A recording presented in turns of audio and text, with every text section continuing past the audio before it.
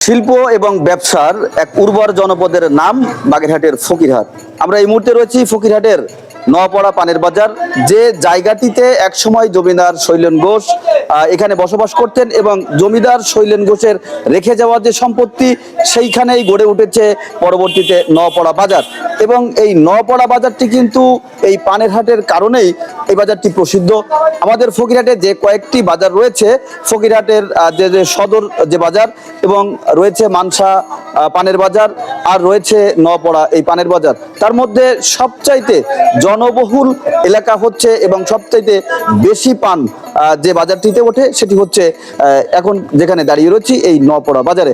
আমরা নওয়াপাড়া বাজারের এই পানের কেনাবেচার দৃশ্য আপনাদের সামনে নিয়ে আসবো, কিন্তু আমরা এই মুহূর্তে কথা বলছি নওয়াপাড়া বাজার আসলে কি বারে এখানে বসে। এবং আমরা যতটুকু জেনেছি যে এই বাজারে প্রতি রবিবার এবং বৃহস্পতিবার এখানে হাট মেলে এবং কোটি কোটি টাকার লেনদেন এখানে হয়ে থাকে। আমরা এই মুহূর্তে আপনাদের শোনাবো এই পান বাজারের সংক্ষিপ্ত কাহিনী এবং এই পানের বাজারে গাটি প্রতি নাকি হাজার ইজারা আদায় করা হয়। আমরা কথা বলছি এখানকার ইজারাদার রুহুল আমিন সাহেবের সাথে। তো পানের গাদি 30 টাকা করে খাজনা কাটায়।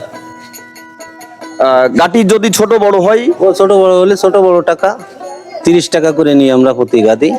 আর কত টাকা? আর ডাক আছে 17 লক্ষ টাকা, 27,45,000 টাকা ডাক। মানে প্রতিদিন কেনা বেচা কেমন হয়? প্রতিদিন কিনা বেচা প্রায় কোটি ধরে যায়। প্রায় কোটি ধরে যায়। কোথা থেকে এই পানগুলো আসে? এই এলাকার পান, শুধু আমাদের এই এলাকার পান সব। আর কোথায় কোথায় যায়? এ যায় বাগেরহাট যায়, মোংলা যায়, রামপাল যায়, শরণখোলা যায়, রায়ন্দা, মহলগঞ্জ, বরিশাল যায়, ঢাকা যায়, বিভিন্ন জায়গায় যায়, কুমিল্লাও যায়। অসংখ্য ধন্যবাদ রুহুল আমিন সাহেবকে। বাগেরহাটের এই অঞ্চলটি আসলে যে কোনো অনুষ্ঠান, যে কোনো পার্বণ, এখানে খাওয়া দাওয়া শেষে পান সুপারি থাকবে না, এটি আসলে হয় না। এই পানের কারণেই আমাদের এই বাগেরহাট এই অঞ্চল একটি প্রসিদ্ধ অঞ্চল।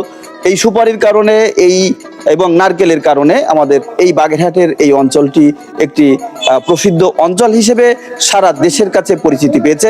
আমি এই মুহূর্তে কথা বলবো একজন ব্যাপারীর সাথে, যিনি এখানে রবিবার এবং বৃহস্পতিবার পান কিনে নিয়ে আসলে কোথায় যায় এবং এই পানটা কিভাবে বিক্রি করে এবং কেমন কিনা থাকে, কেমন বিক্রি হয় এবং প্রফিট আসলে কেমন হয়।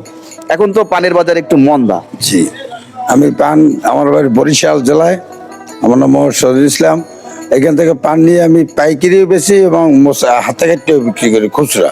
এই আল্লাহ চালায়, মানে এই দিয়ে এই ব্যবসা আমার, এই 52 বছর পানের ব্যবসা। আমি নওয়াপাড়া প্রায় 30 বছর হাট করি এইখানেই। এই আল্লাহ খুব ভালোই চালায়। এই আমাদের এই অঞ্চলে যারা যে ব্যবসার সাথে পূর্বপুরুষ থেকে জড়িত, তারা কিন্তু সেই ব্যবসা যতই আর্থিক অবস্থার সচ্ছলতা আসুক না কেন, তারা কিন্তু সেই ব্যবসাটিকে আসলে ছেড়ে যায় না। উনিও হয়তো 55 বছরে এই ব্যবসা দিয়ে অনেক কিছু করেছে, কিন্তু তার যে ব্যবসাটি সেটি কিন্তু আসলে ধরে রেখেছে। ছেলে মেয়ে কয়জন? আমার 2 ছেলে। কি করে তারা? বড় ছেলে বীজ ইঞ্জিনিয়ার চাকরি করে, আর ছোট ছেলে বিয়ে অনার্স পড়ে। দুজনে? মেয়ে নাই? না। আচ্ছা।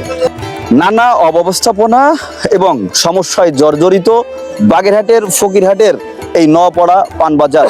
এই পানবাজারে প্রতি হাটবারে কোটি টাকার উপরে এখানে বেচা কিনা হয় এবং এই বছর সরকারি কোষাগারে ডাক নিয়ে এসেছে এখানে যারা ইজারাদার, প্রায় 19 লক্ষ টাকার মতো, 27 লক্ষ টাকা আসলে এখানে ডাক হয়েছে। কিন্তু সেই তুলনায় এই বাজারের যে উন্নয়ন সেটি কিন্তু আসলে মোটেও চোখে বাঁধে না। এখানে আমরা দেখেছি মাত্র 2টি চান্দিনা রয়েছে। এখানে যে পরিমাণ ব্যাপারী এবং যারা বিক্রেতা এখানে হাজির হয়, সেই তুলনায় এখানে মাত্র 2টি চান্দিনা, এটা কিন্তু আসলে সংকুলন হয়ে ওঠে না।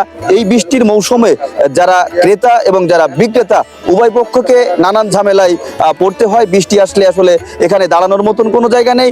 এছাড়া রয়েছে এই চান্দিনাকে ঘিরে, যেহেতু চান্দিনার ভিতরে সংকুলন হচ্ছে না, সেহেতু এই পানের যে গাটিগুলো, সেই গাটিগুলো এই রাস্তার 2 পাশেই সারিবদ্ধভাবে রাখা হয়।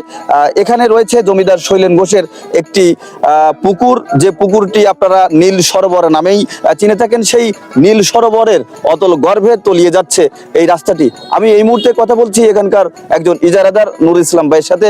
এই বাজারের যে অসুবিধাগুলো আসলে কি আপনাদের চোখে বাচ্ছে এবং এর থেকে উত্তরণের পথ কি, এবং আপনারা সরকারের কাছে আসলে কি চান? আসলে এটা সরকারি ব্যবস্থাপনার কোনো সুযোগ সুবিধা নাই, যেহেতু এই জায়গায় আপনার যে বাইরে যে ব্যবস্থা আছে ব্যবস্থাগুলো ভেঙে চুরে যাচ্ছে, সেগুলো ভেঙে চুরে যাচ্ছে। যারা পান নিয়ে আসে চাষিরা, আমাদের সে পানগুলো রাখার কোনো ব্যবস্থা নাই। যেমন বাইরে বৃষ্টি হইলে তাদের দাঁড়ায় পড়ে বৃষ্টিতে ভিজে পানগুলো বিক্রি করতে হয়।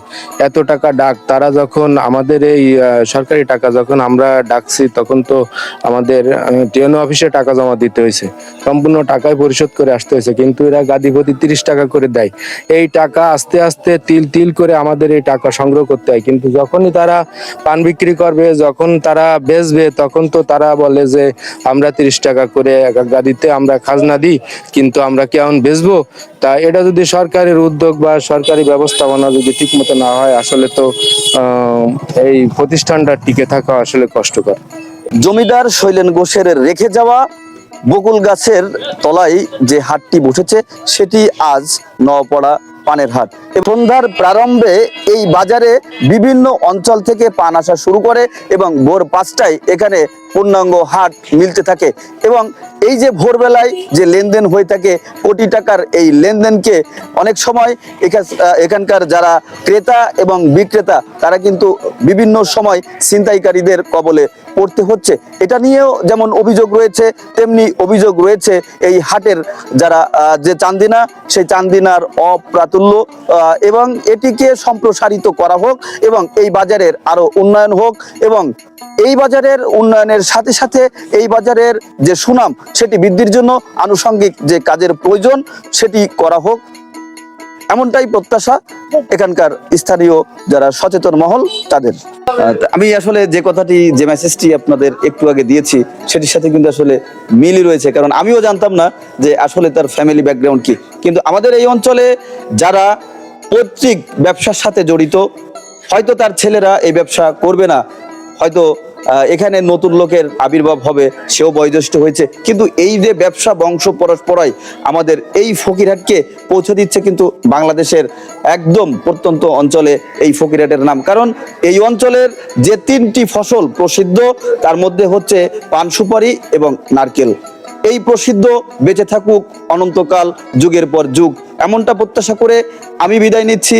রনি হাসান, বাগেরহাট ভিশন 24।